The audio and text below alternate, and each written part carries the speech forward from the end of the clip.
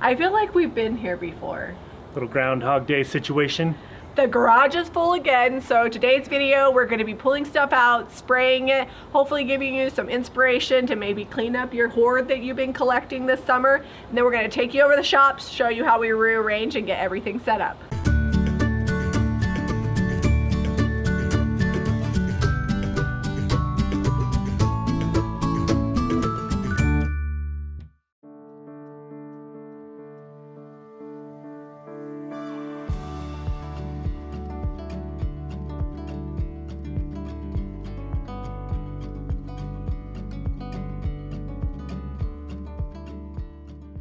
So we're taking off this hardware. We like to put it in a baggie so that way we don't lose any pieces. We paid $60 for this at the thrift store and we'll sell it for about $365 to $395, depending on how much I love it when it's all finished. It's solid wood. I think, what type of wood is this?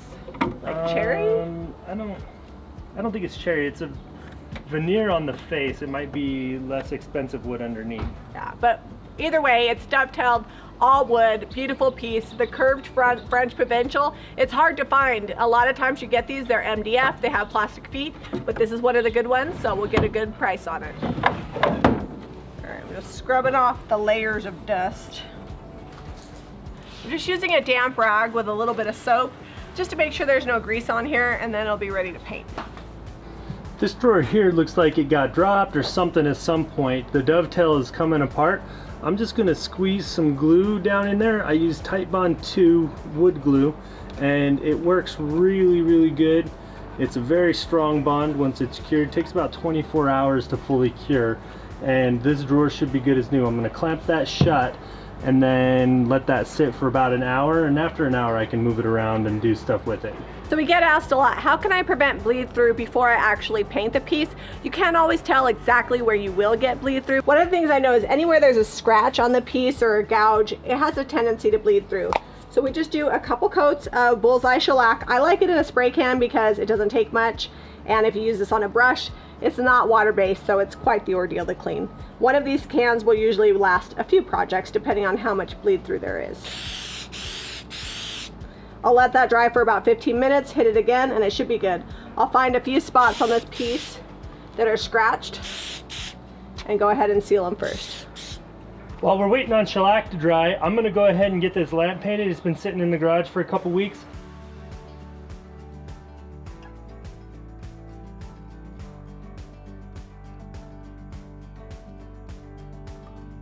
To spray this, I'm going to be using DIY and beadboard. This is a pint. It should be plenty once I add the water to this. I water it down, 3 parts paint, 1 part water, and then I add 2 tablespoons of water on top of that for the DIY paint in the hopper, and it's a really good mix. Sprayer I'm using is the Central Pneumatic HVLP. It's got a 20-ounce hopper on it, and it has a 1.4 millimeter nozzle. I spray this DIY paint at 60 to 65 psi.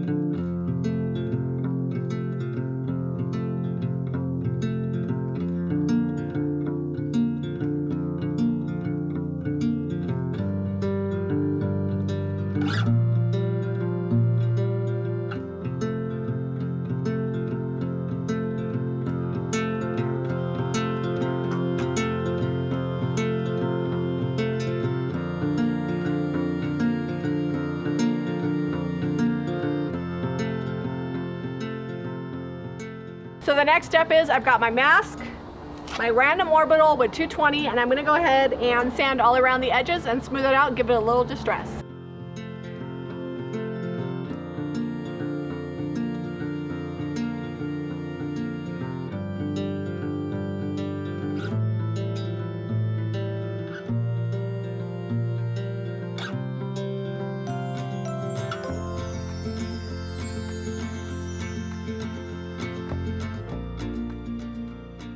So I've moved this over into the shade. I found if you spray your top coat, it can get really rough if you spray it out in direct sunlight because it dries too quickly and doesn't self-level.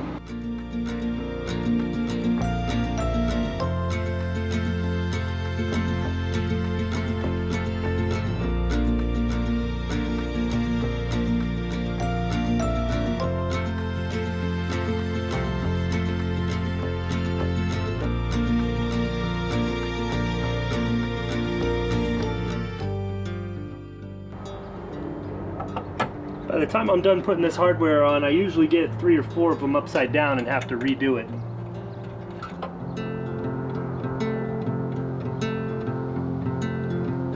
So sometimes when it's warm outside, it's about 90 today, even when you spray in the shade, you're going to get a little bit of roughness, and I just take a brown paper bag and use that to buff that roughness out, and it'll get really smooth. It's like using a high grit sandpaper, but doesn't take off any of the finish.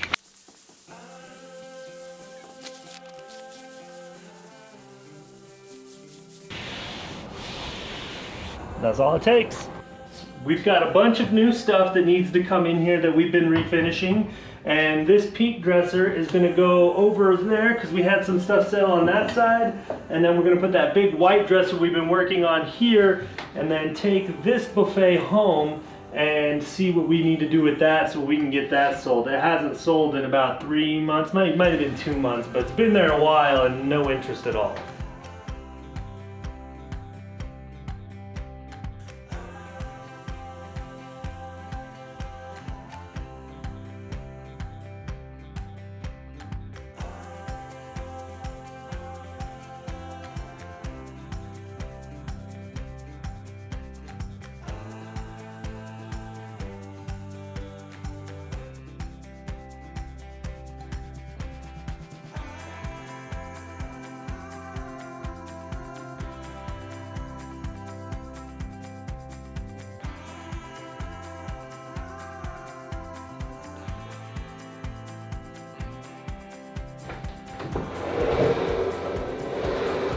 It's a tight fit.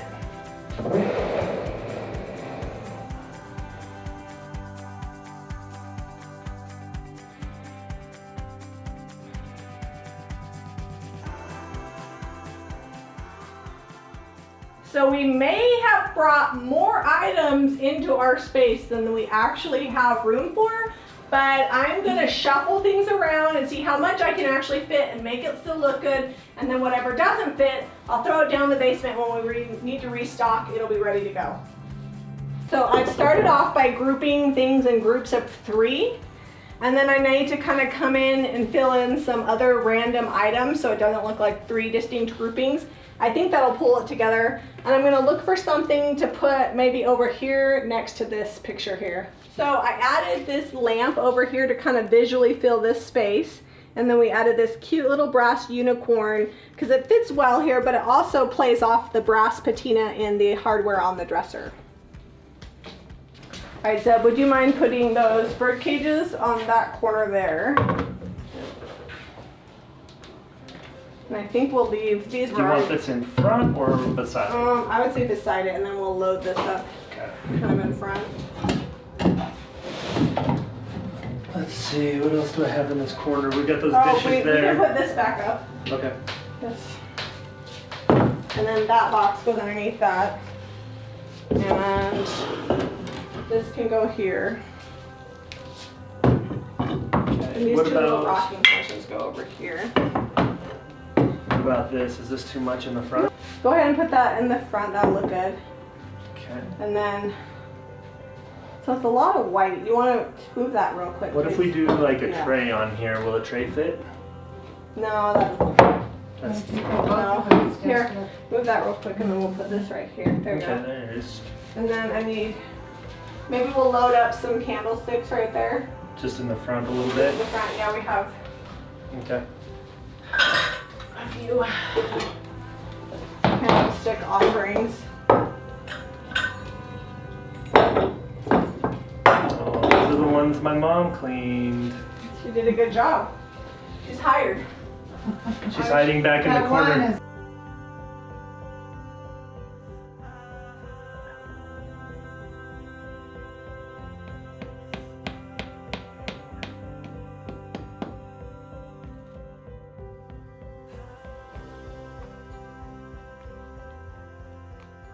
Thanks for joining with us as we finish projects, declutter the garage, and play Tetris to fit all of the items in the space. Stay tuned, that will put a good slow-mo shot of the space so you can see kind of how we layered and staged it all in, as well as some close-up shots. If you liked this look and you want something similar, go to jamirayvintage.com. You can get the paint, stencils, transfers, everything you need to decorate your home or your retail space.